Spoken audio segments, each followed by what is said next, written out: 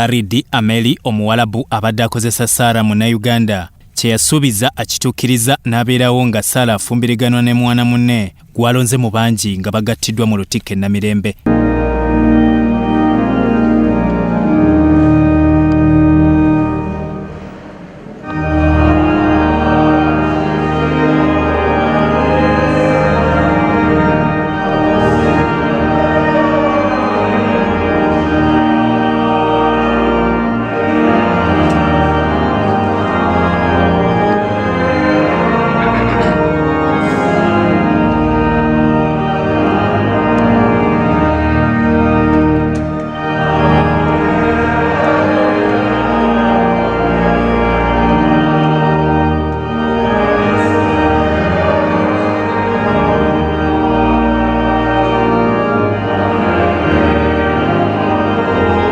Nabagereka Silvia Nagginda abaddewo ku mukolo gw'okugattibwa kuno mu masiki gye naaludde okulaba era we tuviiriddewo nga abaagala ebiri ku mulembe batandise okuginoonya. Okuba musajja wo balo okubeera naye Katonda bwe yalagira mu kufumbirigana okutukuvu Belton onoomwagala onoomusaamusanga onoomusanga kwa kitiibwa onoomukumanga mulwadde era nga mulamu n'oleka abasajja bonna abasajja abalala bonna n'obeera ne Belton yakka ennaku ze mulimalamu mweme yakolanga bw'ekyo. Ani akase Sara okufumbirigana ne Belton?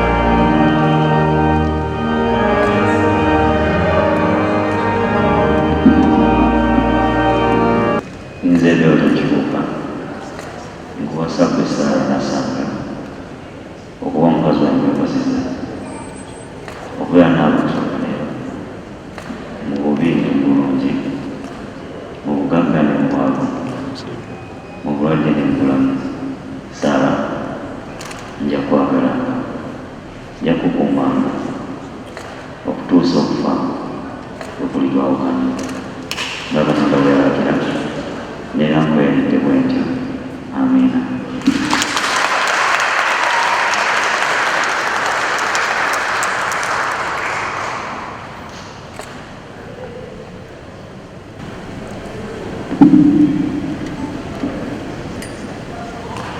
Nze Sara yasanga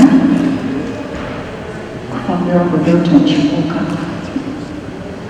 okuba abazibu wange bwefumbirwa okubeera n'okusooka libyo mu bubindi bulungi mu bugaggalimu bwavu mu bulwadde n'obulamu nja kwagalanga nja kukuumanga nja kuwuliranga tusooka enkwe bitwakana era nkulayikirize bwentyo.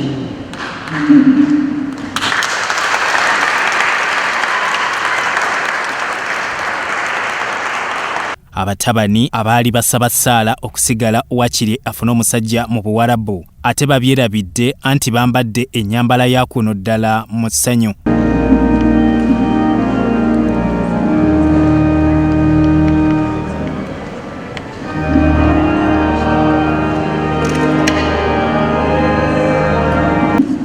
Sara kuwasa n'empeta eno kusaamu ekitiibwa n'omubiri gwange nkuwa ebintu byange byonna eby'omu nsi n'okwagala kwange kwonna mu linnya lya Kitaffe n'Omwana n'Omwoyo Omutukuvu.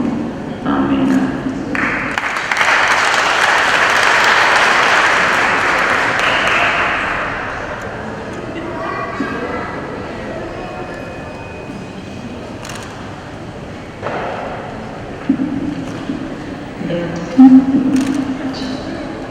okufumbirwa n'ebiteeni okusaba ekitiibwa n'obubi bwange nkuwa emitundu ey'omunsi n'okwagala kwange kwonna bibyala ekitaffe n'obwangu n'obutukuvu.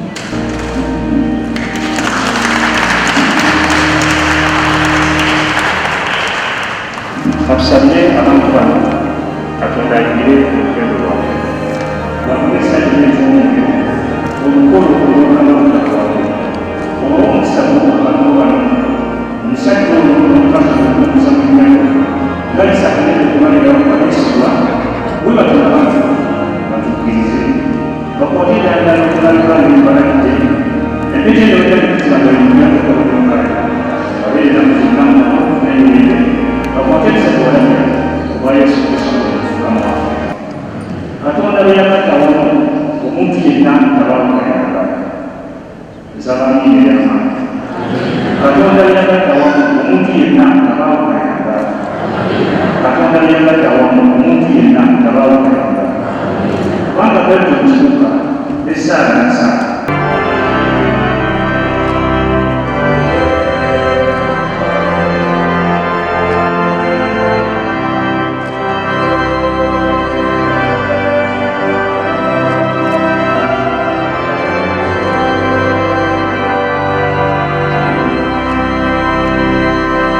Omukolo gutegekeddwa mu ngeri ya sayansi nga buli omu abadde ayambadde masiki ate nga si bangi.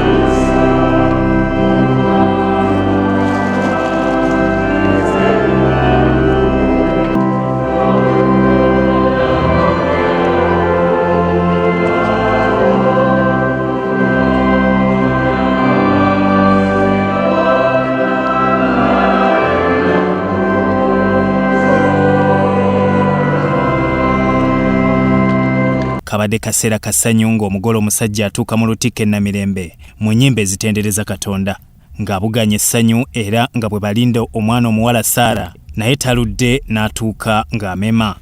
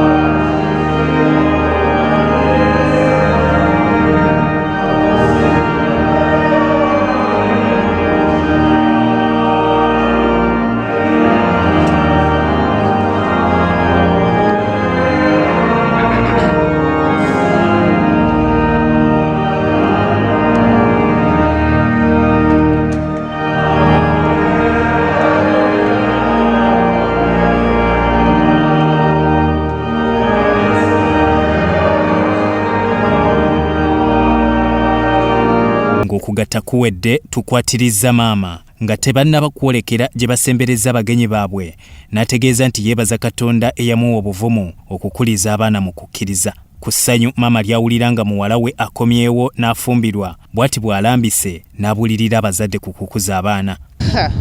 Mpulira essanyu lingi, ndaba ddala ddala nti ndi mukazi wa Katonda. Ndowooza mukimanyiiko bulungi nti ensi z'abawalabu abo abavaayo teri mawulire malungi ge batuleetera. Naye nze kati bwe ndaba kino ndaba nti Mukama ampadde ekisa ky'amaanyi, ampadde anyongedde n'okumutegeera nga bwe nali simutegeera. Yes. Abazadde kye njagala okubuulirira abazadde abazadde bafuule abaana baabwe bakwano baabwe, babafuule baganda baabwe, babafuule bamaama baabwe, babafuule bato baabwe, babafuule mikwano gyabwe. Awo omwana ojja kuba omumaze. Ate n'ekiranga kye natandikiddeko, abaana babakulize mu Katonda, abaana babakulize mu Mukama. Omwana bw'oba omubuulirira ne Bayibuli ekirambika bulungi, simanyi Bayibuli kiki erimu, kigamba nti tyanga bazadde bo emyaka gyo gibe mungi mu nsi. Omwana bw'annyiza mugamba nti usually abaana ababuulira ne mbagamba nti bw'oba onnyizizza oba n'okola byessaagala oba tonjagala. Kati abaana bange bajja okukitwala nti wakola ekibi abatanjagala. Ne bwe sibeera nze nzekka, ne bwe bayajjajja waabwe ng'obo oba ba sisters bange oba ba brothers kwegamba n'omuntu owa bulijjo ekitiibwa kye bamuwa kyekyo.